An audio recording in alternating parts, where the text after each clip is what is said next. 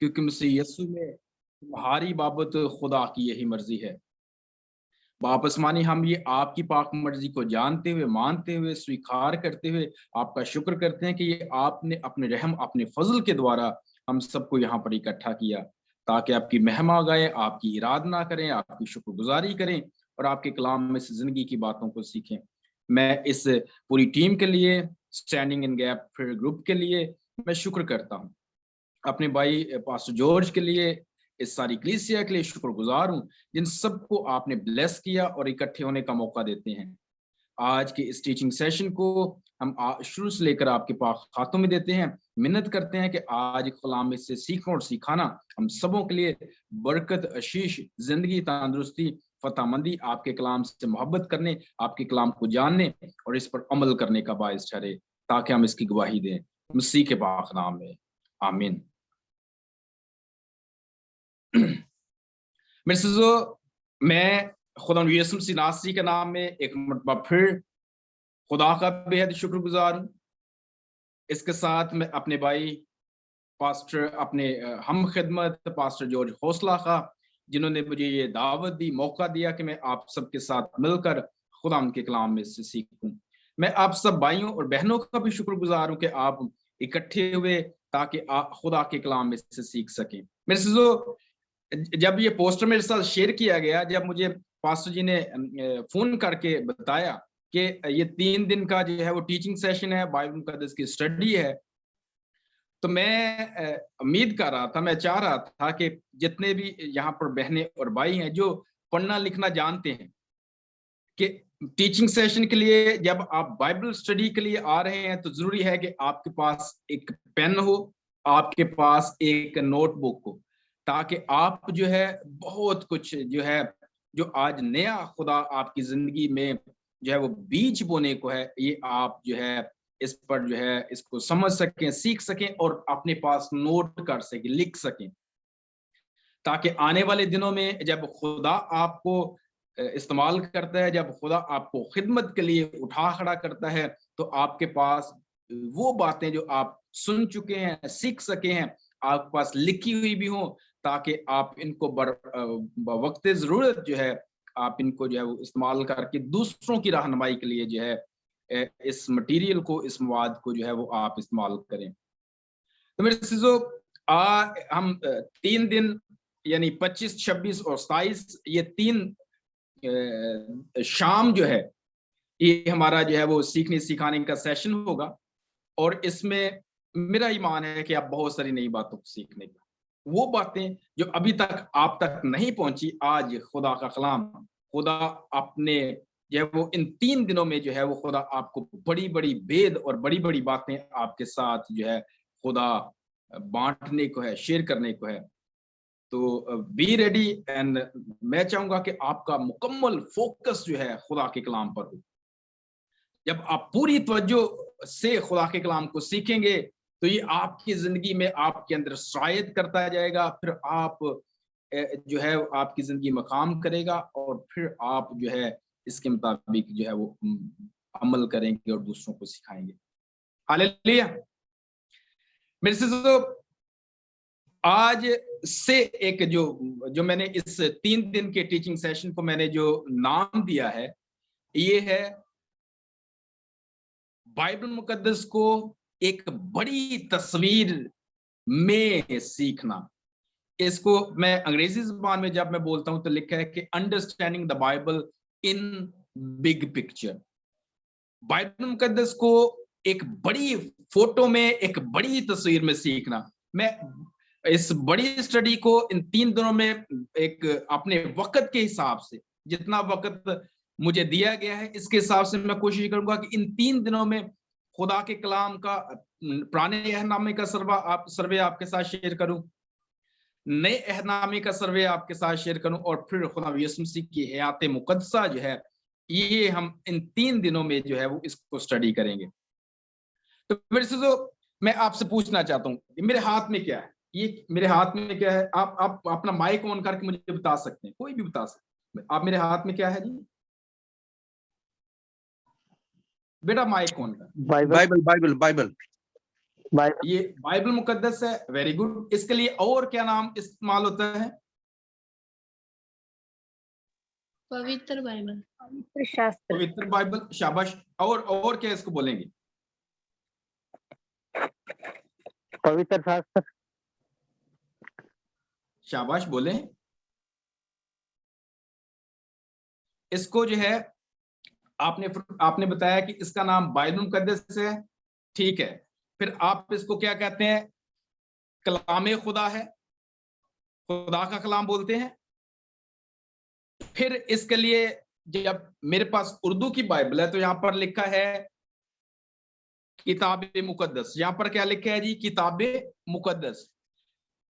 Bible मुकद्दस, कलामे खुदा, खुदा का कलाम, या फिर बाइबल मुकद्दस, या फिर किताबे मुकद्दस, ये बाइबल मुकद्दस का नाम है।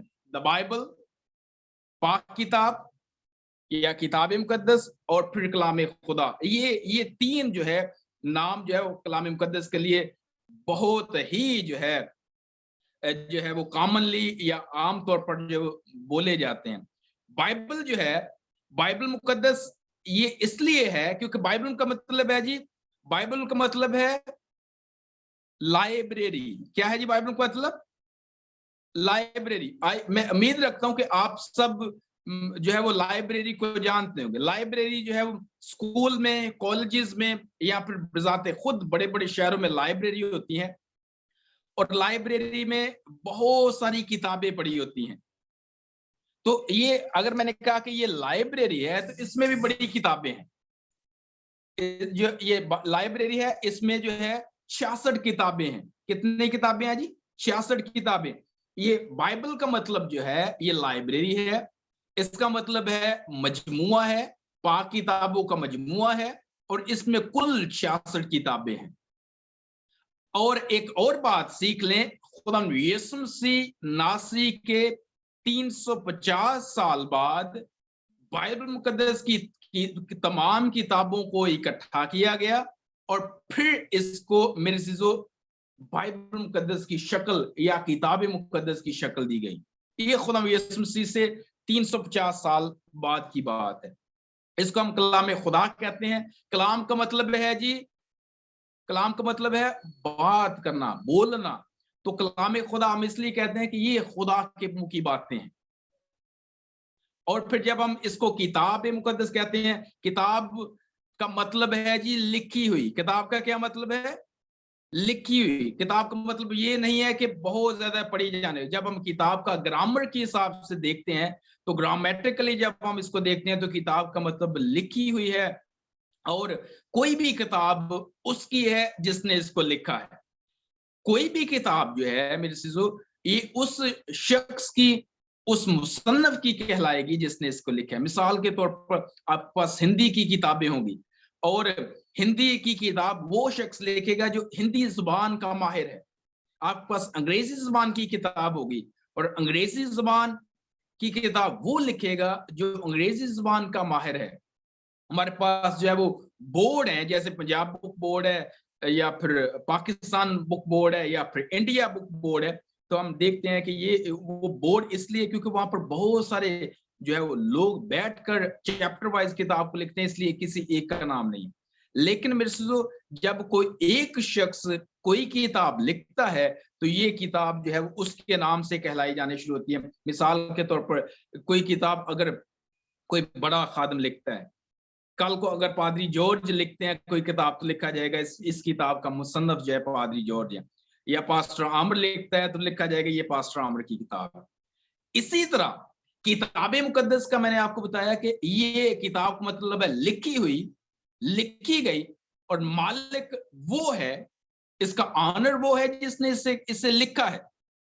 तो बाइबल मुकद्दस जो है ये खुदा की किताब है, किताब मुकद्दस है। इसका मतलब है कि खुदा ने खुद इसको लिखा है। इसके लिए मेरे पास प्रूफ है, इसके लिए मेरे पास सबूत है। जब मैं खरूज उसका हम 24 बाब पढ़ते हैं तो उसकी 12वीं आयत में लिखा है, खरूज की किताब, कूच की किताब। एक्सोदस अंग्रेजी जुबान में है, उर्दू में खरूज है, हिंदी में कूच है, कूच की किताब और उसका 24वां बाब और उसकी 12वीं आयत आप में से कोई भी पढ़ सकता है। कोई भी ये तिलावत जो है वो ये वचन पढ़ने की सादत और बरकत हासिल कर सकता है। कूच उसका 24 बाब और उसकी 12वीं आयत।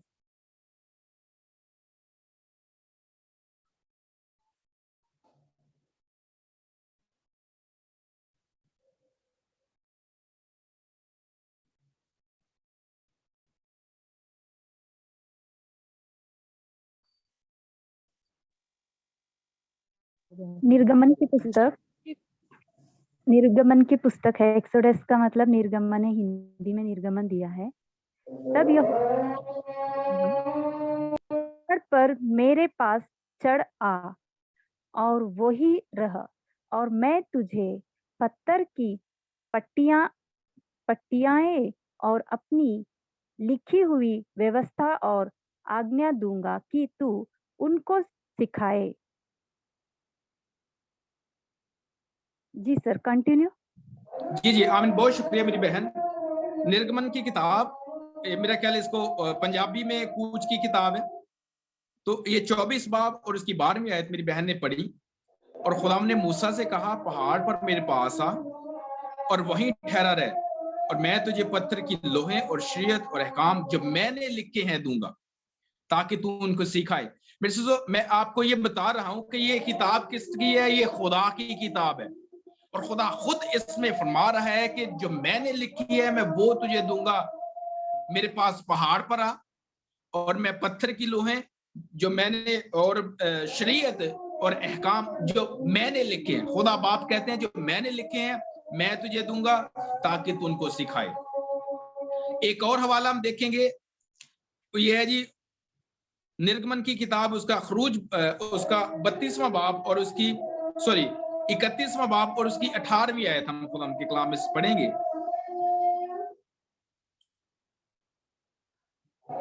खुदा के कलाम में यूं लिखा है, निर्गमन उसका 31 बाब चैप्टर 31 वर्स 18 18वीं आयत में लिखा है, और जब खुदावंद कोहे सीना पर मूसा से बातें कर चुका तो उसने उसे शहादत की 2 लोहें दी।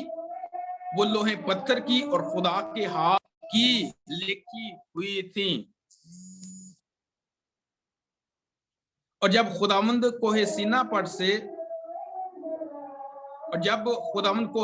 पर मूसा से बातें कर चुका तो उसने शहादत की 2 लोहें दी, वो पत्थर की और खुदा के हाथ की लिखी हुई थी। मैंने आपको बताया कि किताब का मतलब है लिखी हुई। मालिक वो है जिसने लिखी है। और किताब मुकद्दस में, बाइबल मुकद्दस में दूसरा वाला मैंने आपको बताया जिसमें ये लिखा है कि ये किताब, ये शरीयत, ये अहकाम मैंने लिखी है। एक और हवाला देख लेंगे अगले बाब की, 32वें बाब की 32वीं आयत भी खुदा के कलाम में से पढ़ेंगे।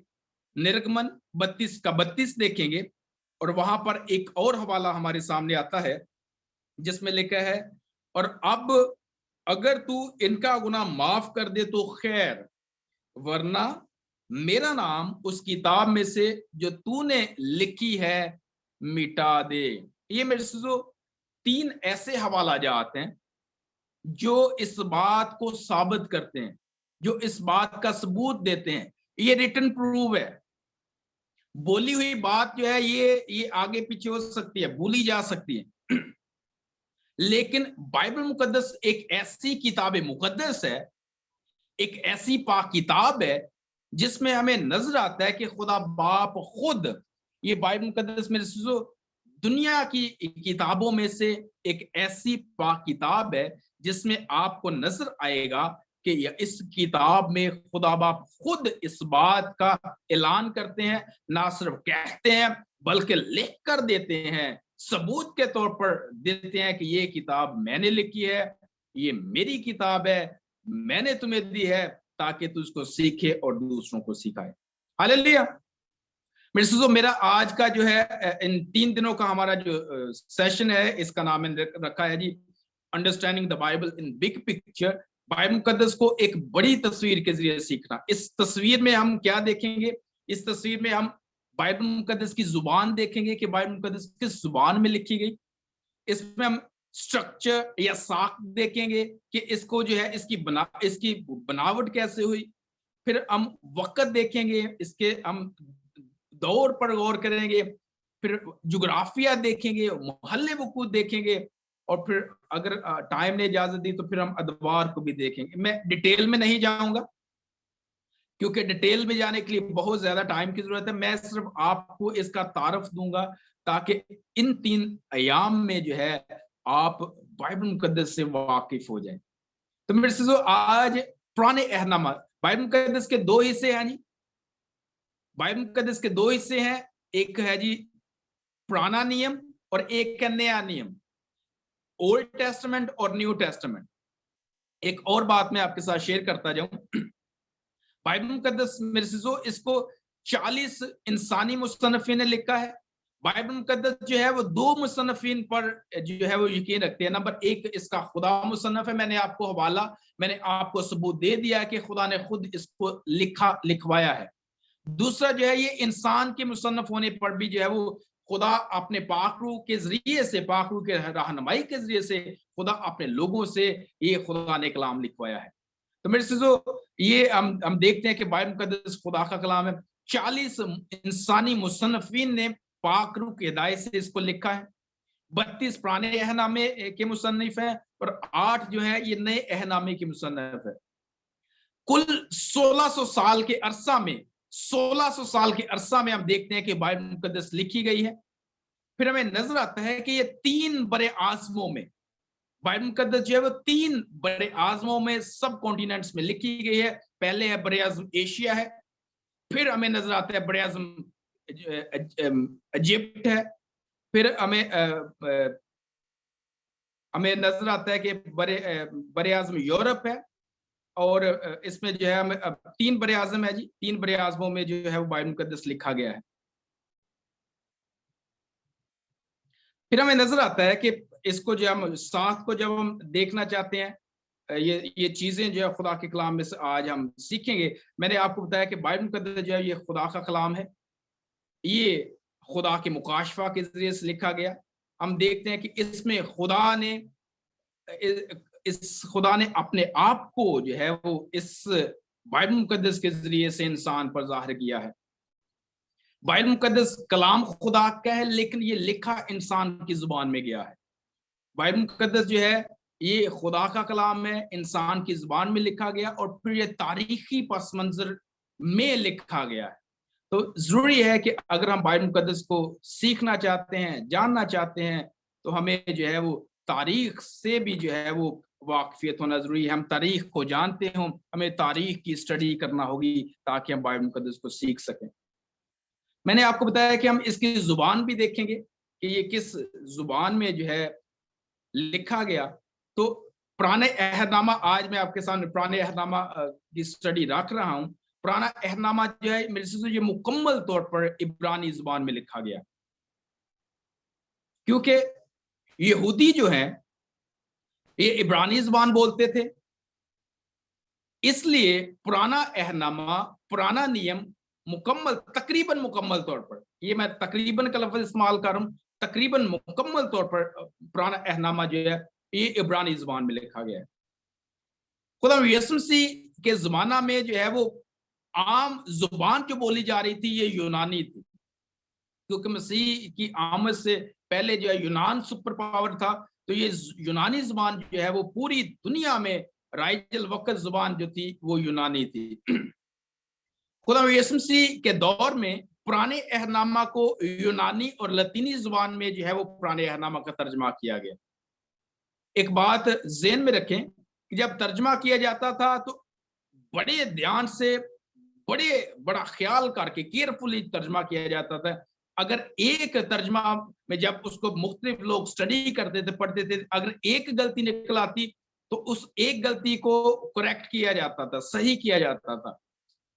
लेकिन मेरे से अगर 3 गलतियां निकल आती तो वो तर्जमा जो है उसको दोबारा से किया जाता था। कहा जाता था इसमें 3 गलतियां आ गई, अब ये तर्जमा जो है वो काबिल एतबार नहीं रहा, इसलिए दोबारा से वो तर्जमा किया जाता था। एक बात मैं आपके सामने पहले बयान कर चुका हूं कि खुदा यीशु मसीह से 350 साल बाद तमाम किताबों को इल्हामी किताबों को इकट्ठा किया गया और एक किताब की सूरत में, बाइबल मुकद्दस की सूरत में जो है वो इसको किताब बनाकर दुनिया के सामने पेश किया गया। तो मेरे से एक और बात याद रखें, जब ये इनको जो है वो कैनन का हिस्सा बनाया जा रहा था, तो कई किताबें जो है उनको जो है वो इसमें शामिल नहीं किया गया, क्योंकि उनके इल्हामी होने का गैर इल्हामी होने का खदशा था।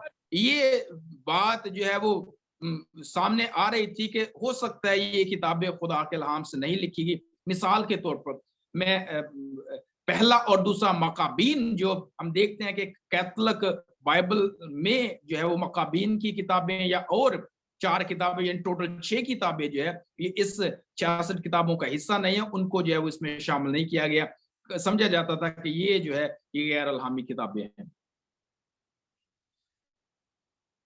फिर हम देखते हैं कि मसीह खुदावंद के दौर में जो है ये यहूदी जो है ये भी यूनानी जुबान बोल रहे थे, क्योंकि वहां पर यूनानी जुबान पूरी दुनिया की जुबान बन चुकी थी, इसलिए यूनानी जुबान बोल रहे थे।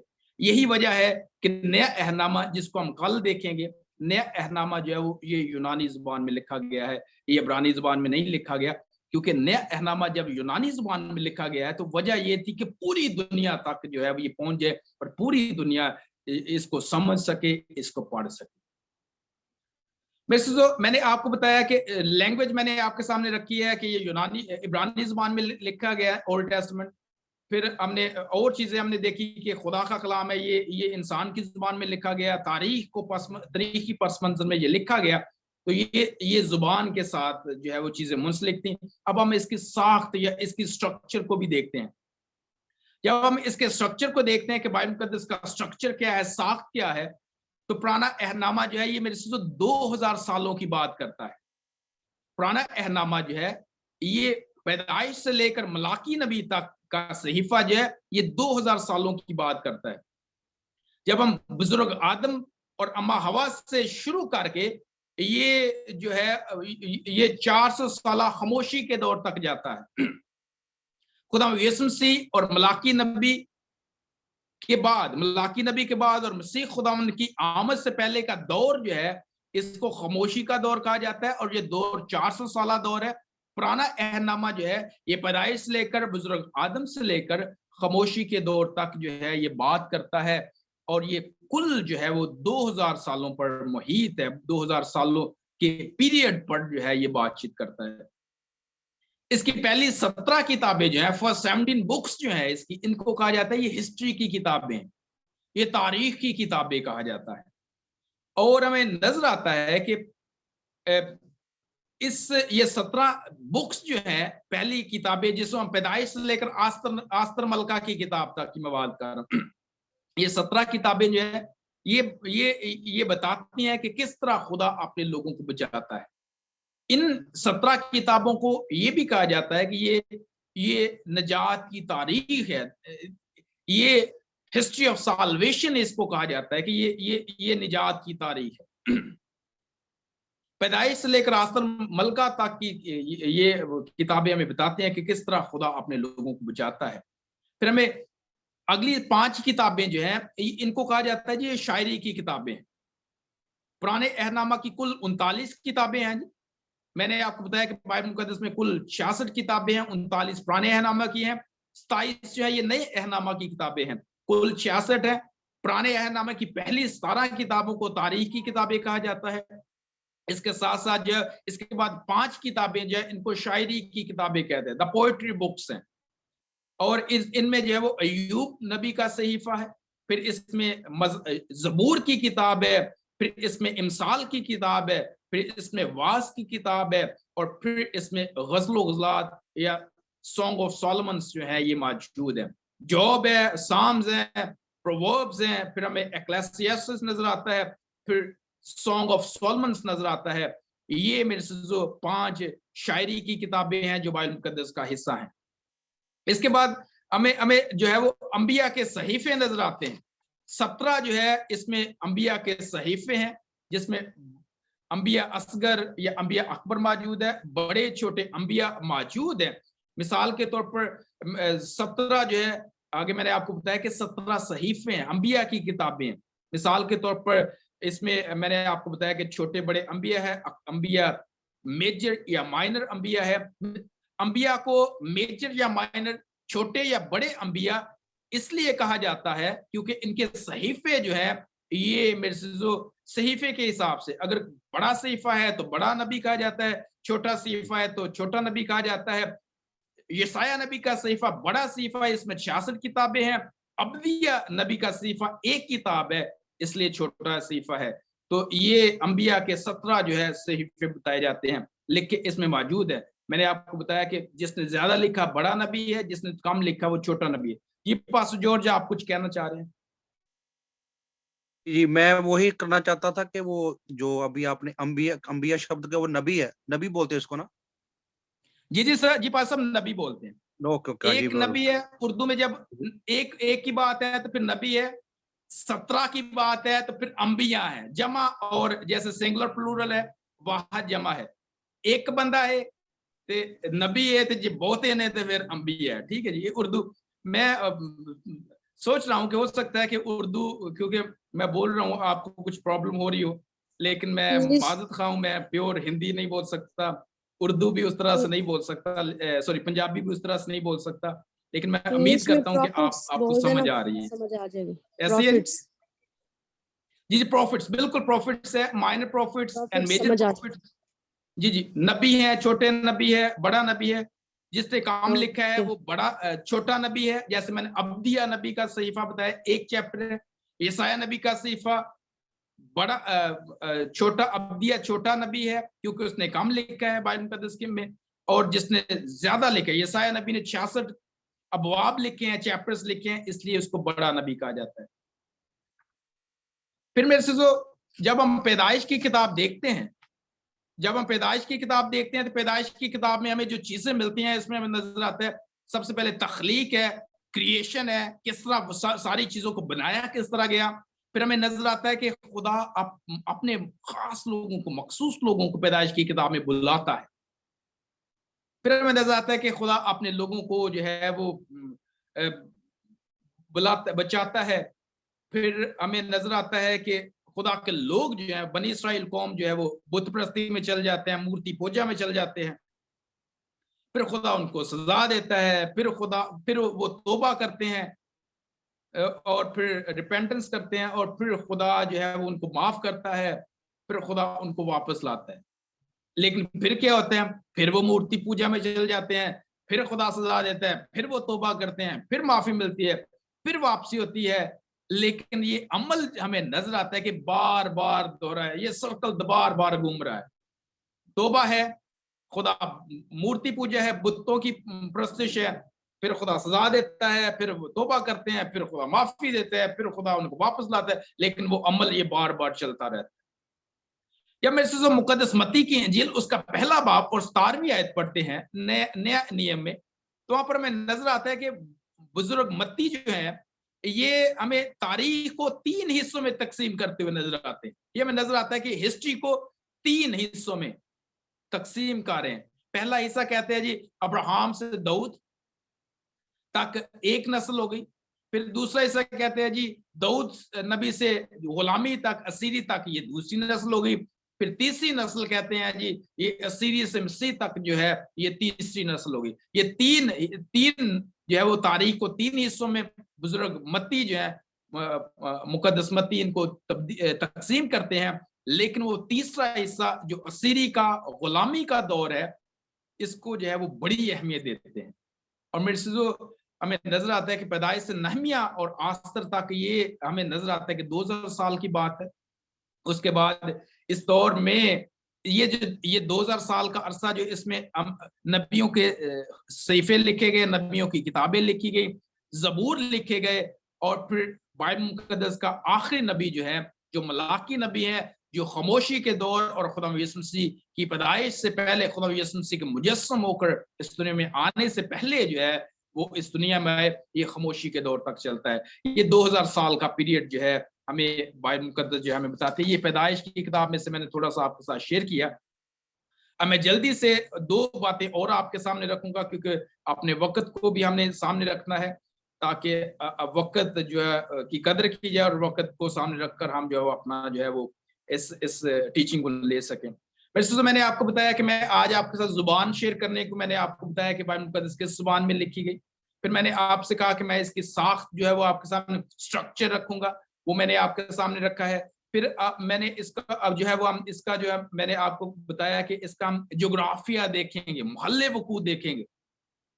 जब किसी चीज का जोग्राफिया देखते हैं तो उसकी जमीन उसमें आती है और फिर समुद्र उसमें आते हैं। तो आज आप ये भी सीखने को है कि बाइबल में कहते हैं उसमें किस किस जमीन का जिक्र है और किन किन समुद्रों का जिक्र है। ये सारी चीजें जो है इस मुख्तसर से टीचिंग सेशन में आज खुदा के फजल से आपके सामने रखी जाएंगी, आपको सिखाई जाएंगी। मेरे से जब हम पानी के ज़खायर को देखते हैं, समुद्रों और झीलों को देखते हैं, तो ये बाइबल मुकद्दस में नजर आता है कि 9 जो है वो समुद्र और झीलों का जिक्र है। 9 नंबर 1 है जी। पहला अंग्रेजी जुबान में इसको बोलते हैं मेडिटेरियन सी। जब हम मेडिटेरियन सी को उर्दू जुबान में हम देखते हैं तो उर्दू जुबान में इसको बोला जाता है बहीरा रोम। हमें नजर आता है कि पालूस रसूल जो है मेडिटेरियन सी या बहीरा रोम में से के जरिए से उन्होंने अपने बिशारती सफर किए। नंबर 2 पर हमें नजर आता है गलील की झील। खुदा यीशु मसीह की बहुत सारी खिदमत जो है गलील की झील पर है। मैं आपके सामने पानी के बाइबल मुकद्दस में जो पानी के ज़खायर का जिक्र है मैं वो आपके सामने रख रहा हूं। पानी के ज़खायर अंग्रेजी में इसको वाटर बॉडीज कहते हैं। पानी के ज़खायर का मतलब है कि समुद्र और झीलें जो है, दरिया जो है, जो बाइबल मुकद्दस में जिनका जिक्र है वो मैं आपके सामने रख रहा हूँ। एक मैंने आपके सामने रखा मेडिटेरियन सी, उर्दू में इसको बोलते हैं बहीरा रोम। फिर मैंने आपके सामने रखा सी ऑफ गलीली। सी ऑफ गलीली जो है इसको उर्दू जुबान में जब हम बोलते हैं इसको जो है गलील की झील है, फिर इसको गनेसरत की झील कहा जाता है, फिर इसको तिब्रियास की झील कहा जाता है। ये बहीरा रोम के मुकाबले में बहुत छोटी झील है।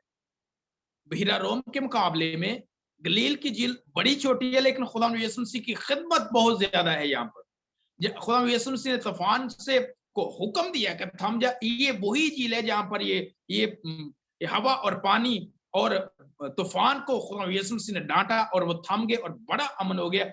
ये वही झील है, गलील की झील वही। ये मैंने कहा कि ये बहीरा रोम के मुकाबले में बहुत छोटी झील है। और फिर हमें नजर आता है कि इसकी लंबाई जो है ये मेरे से 7 मील या 21 किलोमीटर है। इसकी चौड़ाई जो है ये 5 मील या 13 किलोमीटर है। ये बहुत छोटी सी झील है, लेकिन बाइबल मुकद्दस में इसका जिक्र बहुत ज्यादा है।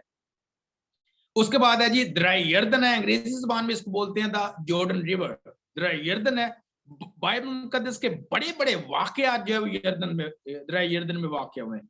मिसाल के तौर पर बुजुर्ग यशवा हमें नजर आते हैं कि दरिया यर्दन को पार करके वो मुल्क कनान या वादा की सरजमीन में वो दाखिल हुए। फिर हमें नजर आता है कि यूहन्ना बपतिस्मा देने वाला जो है वो इसी दरिया में बपतिस्मा दिया करता था और खुदा यीशु मसीह का बपतिस्मा भी इसी दरिया में यानी दरिया यर्दन में हुआ है। फिर हमें नजर आता है डेड सी है। बाइबल मुकद्दस में डेड सी का जिक्र है। इसको उर्दू जुबान में बहीरा मुर्दार कहते हैं। इसका पानी जो है ये जमीन की सतह से नीचे होता है और ये इसका दरिया यर्दन का पानी जो है ये इसमें आकर डेड सी में आकर बहीरा मुर्दार में आकर गिरता है। इसमें बहुत ज्यादा नमकियात पाई जाती है, इसलिए यहाँ पर जिंदगी का तस्वर नहीं है। इसमें मछलियां और ये बाकी चीजें जो है जिनमें जिंदगी है बहीरा मुर्दार में नहीं है। और कहा जाता है कि इस पर अगर हम लेट जाएं तो इसमें डूब नहीं सकते। ये इस तरह से इसका पानी होता है। इसके बाद मेरे से जो द नाइल रिवर है, अंग्रेजी जुबान में इसको दरिया नील बोलते हैं। और ये दरिया नील जो है ये मशरक से ये जनूब से मशरक की तरफ जो है ये बहता है, यानी साउथ से ईस्ट की तरफ इसका पानी जो है वो बहता है, पानी चलता है। और इसमें जो है हमें नजर आता है कि बुजुर्ग मूसा जो है जब बच्चा थे तो उनकी वालदा ने उनको टोकरी में डालकर जिस दरिया में बहाया था ये दरिया नील ही था। दरिया नील में बुजुर्ग मूसा की अम्मी ने, माता ने उनको टोकरी में डालकर और उसको राल लगाकर दरिया नील में बहा दी। और मेरे से जो फिर हमें नजर आता है कि दरिया नील का पानी जो है, जब मिस्र पर 10 आफतें आई हैं तो दरिया नील के पानी को खुदा ने खून बनाया था। आफत, जिस आफत में पानी को खून बनाया गया, ये दरिया नील का पानी ही था।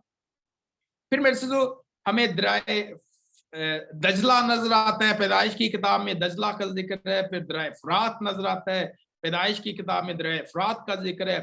फिर हमें खलीज फारस नजर आता है, ये बाबल और फारस जो है इसके जो है वो आसपास है। खलीज फारस को आज एक और नाम भी दिया है, बहिरा अरब है।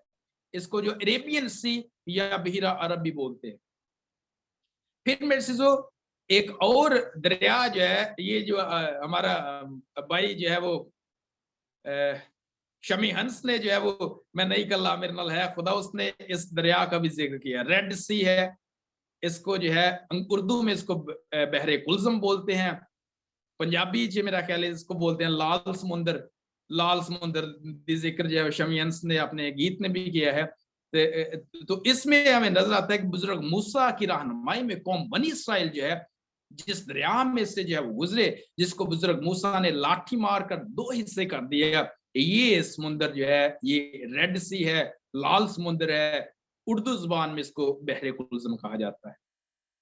वैसे तो जब हम हल्ले वकू देख रहे हैं, जब हम इसके जो है नजर कर रहे हैं, अपना जोग्राफिया पर नजर कर रहे हैं, हमने समुद्रों को देखा है, अब हम जल्दी से उन इलाकों को, शहरों को भी देख लेते हैं जिनका जिक्र पुराने अहनामे में, पुराने नियम में जिनका जिक्र किया गया है। मैं वो भी जल्दी से आपके सामने रख दूं, ताकि आज की जो है वो, आज बहुत सारी खुदा के कलाम में से आपकी जो है वो रहनुमाई हो सके। सबसे पहली जिस जगह का जिक्र है वो है जी गार्डन ईडन, इसको बोलते हैं बागे अदन। अब बागे अदन मैं नहीं जानता कि आप हिंदी में बागे अदन को क्या कहेंगे, अलबत्ता इसको अंग्रेजी ज़बान में गार्डन ईडन बोलते हैं, उर्दू में बागे अदन बोलते हैं, जहाँ पर खुदा ने बुजुर्ग आदम और अम्मा हवा को बनाकर अदन में रखा, बागे अदन में रखा, और फिर वो वहां पर है। ये जो अदन की जगह है, यहाँ पर 2 दरिया जो है ये आकर मिलते हैं, दरिया दजला और दरिया फरात जो है, ये इस अदन की जगह पर आकर ये इकट्ठे हो रहे हैं, मिलते हैं यहाँ।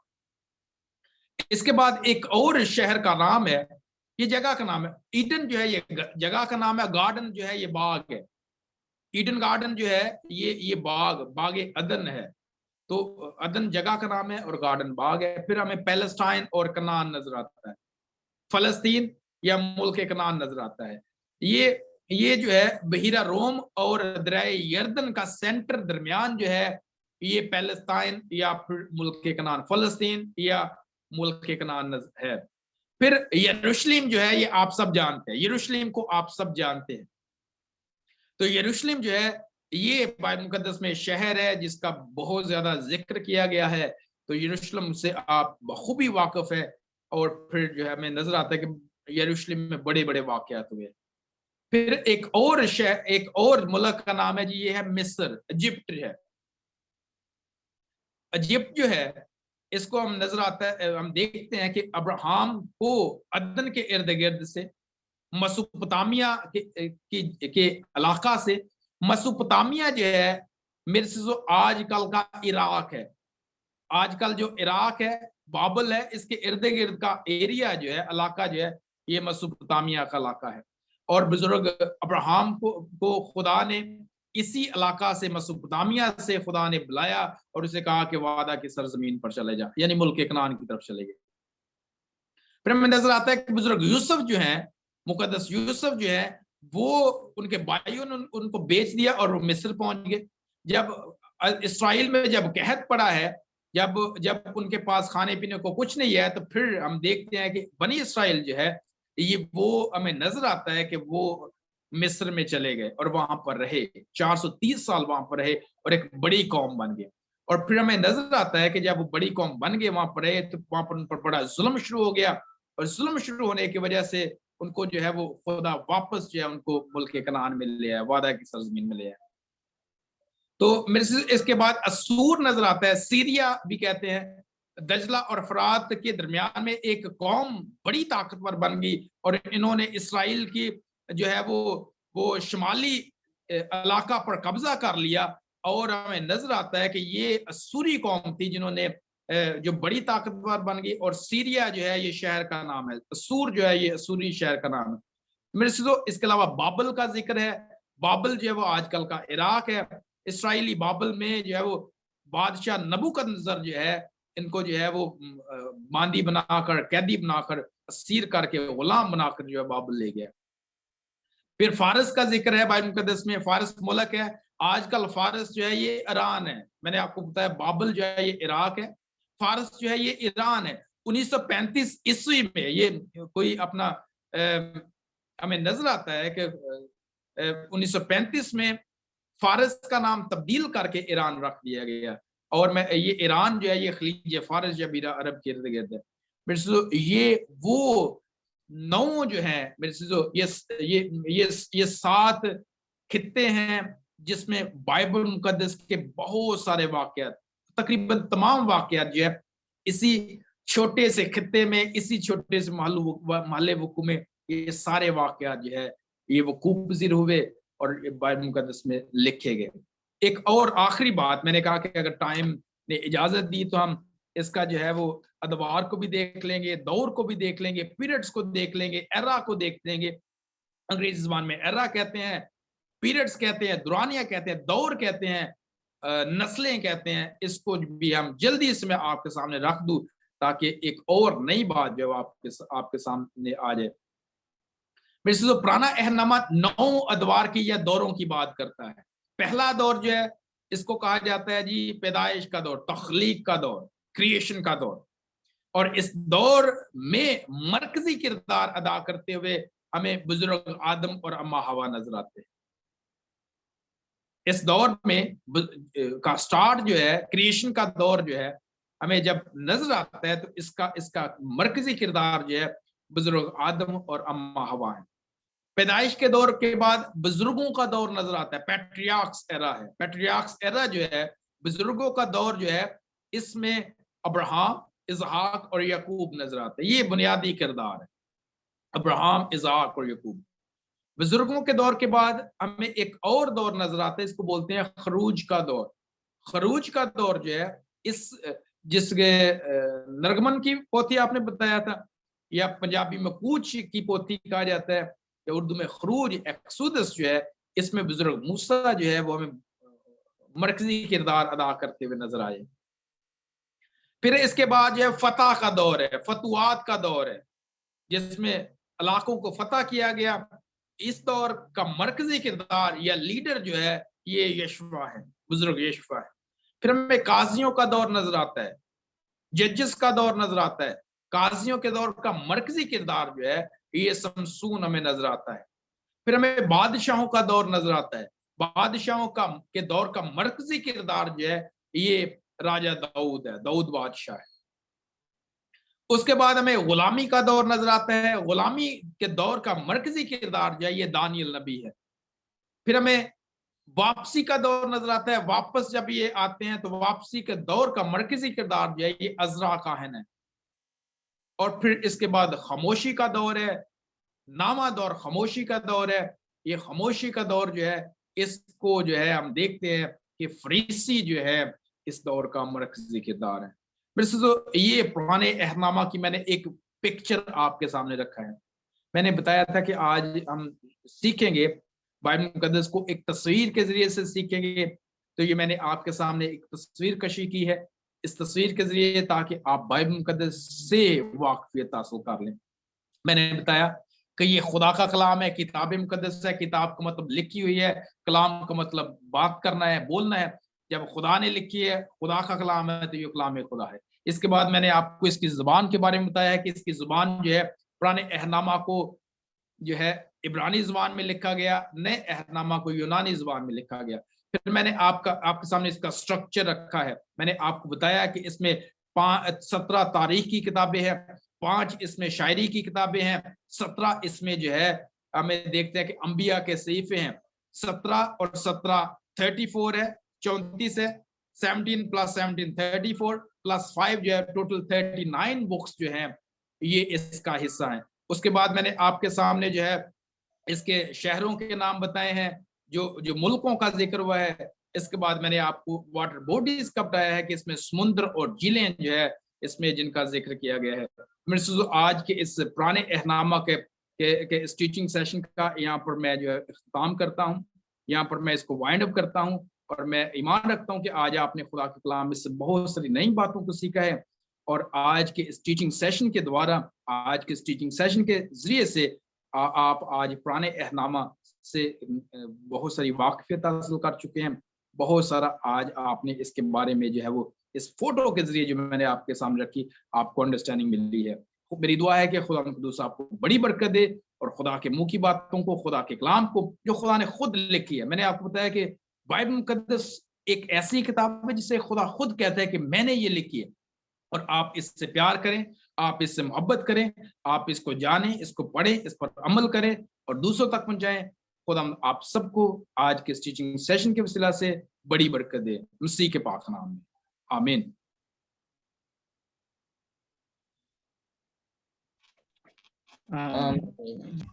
आमीन आमीन। धन्यवाद हो आपका, बहुत बहुत धन्यवाद। आमीन।